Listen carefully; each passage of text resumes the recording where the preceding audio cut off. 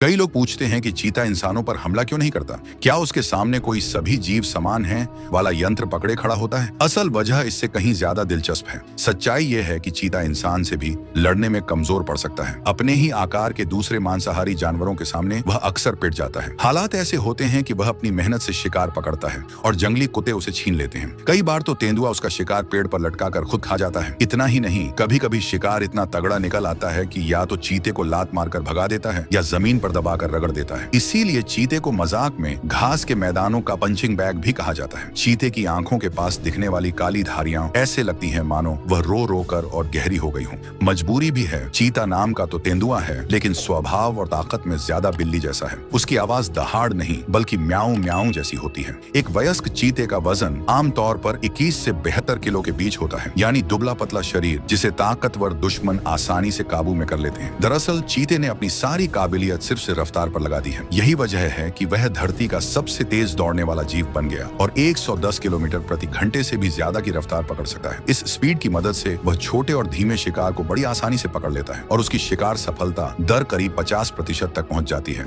जो वाकई हैरान करने वाली है। लेकिन इसकी कीमत उसे ताकत और सहन शक्ति में चुकानी पड़ी। इन्हीं कमजोरियों के कारण वह अपने जैसे आकार के मांसाहारी जानवरों के सामने लगभग बेबस होता है और उसका करीब आधा खाना दूसरे जानवर छीन ले जाते हैं। सच कहें तो वह जंगल का मेहनती मजदूर है। इसीलिए जंगल में चीते से मिलने पर घबराने की जरूरत नहीं होती। वह किसी भी ऐसे जीव पर बेवजह हमला नहीं करता जो उसे आकार में बड़ा हो। लेकिन शर्त यह है कि आपको चीते, तेंदुए और जैगुआर में फर्क पता होना चाहिए। अगर आपने नाक पर हाथ रखा और हाथ सलामत रहा तो वह चीता था। अगर हाथ चला गया तो समझिए तेंदुआ, और अगर इंसान ही गायब हो गया तो वो जैगुआर था। इतने शांत और शर्मीले स्वभाव वाले चीते को क्या आपने कभी छूकर देखा है?